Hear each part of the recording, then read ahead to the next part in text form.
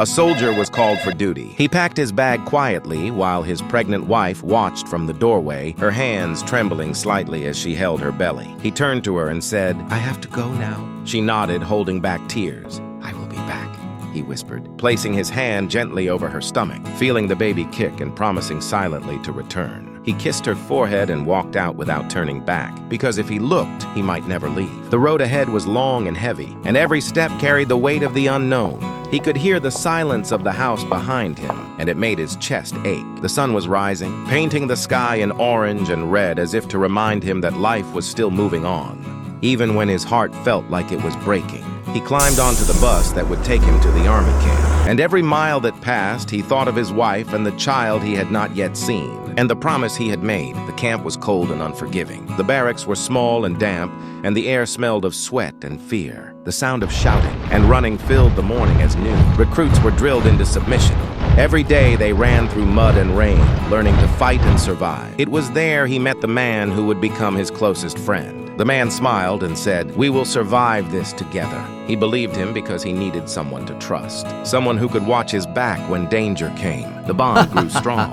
They shared food and whispered stories at night and laughed quietly, because it was the only way to survive. The world around them was harsh and cruel, but in each other they found strength. Days turned into weeks and weeks into months. Training became harder, injuries became common, but they learned to move and fight like one body. When orders came for a secret mission, only the best soldiers were chosen. Him and his friend were sent ahead alone, through forests and broken roads in the dead of night, tasked with guarding a strategic area. The air was thick and heavy with fear. Every sound made his heart pound. He trusted his friend completely, and together they moved silently. Then one night he heard footsteps behind him. He turned and saw nothing but his friend disappearing into the shadows. The next moment, shots rang out, and he realized he had been left exposed. He dove behind a wall, his heart racing, and the bitter truth hit him. His friend had betrayed him for safety, for power, for money, leaving him alone to face danger. He felt a piece of himself die, but he stayed alive because he remembered the baby and the promise. He made to return home. He helped the wounded, carried the injured, pulled men from fire and smoke. Every life he saved reminded him that he could survive anything, and he grew stronger, learning to lead small groups and then bigger ones. Soldiers began to follow him not because they had to, but because they believed in him and in his courage. The war grew worse. Explosions shook the earth. Bullets tore through the air, and men screamed, cried, and died around him, but he pressed on. Every mission he survived made him stronger. Every loss made him fight harder. Every fear reminded him why he could not fail. The betrayal of his friend burned inside him, but he did not let it destroy him. He kept moving forward, saving civilians, guiding soldiers, escaping ambushes, and leading attacks. Every life he saved made the memory of home sweeter and stronger. The days in the war zone were endless. Smoke filled the sky, and the ground shook from the constant explosions. Daniel, the soldier, moved with purpose, his eyes always scanning, his hands steady despite the fear gnawing at him. His friend's betrayal still burned in his mind, a shadow he could not shake,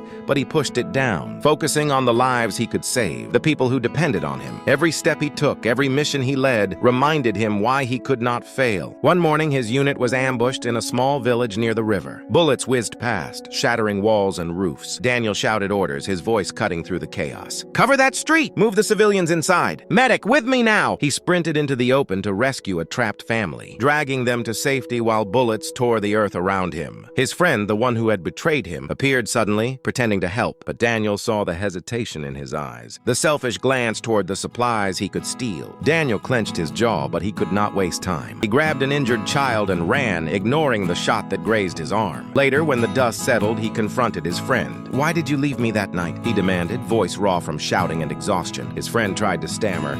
I did what I had to survive." Daniel looked at him, anger and disappointment in equal measure. "You betrayed everything we believed in. Do you know what trust costs in war?" The man could not answer. The next weeks were brutal. Daniel led multiple rescue missions, guiding civilians away from bombed-out streets, helping soldiers trapped in debris, and coordinating small units under heavy fire. He became known among the troops as fearless but fair. He would never punish the weak, but he demanded courage. He carried wounded men on his back, gave his rations to civilians, and every night, when he could, he wrote letters to his wife. "My love, I don't know when I will see you or our baby, but I fight every day for you.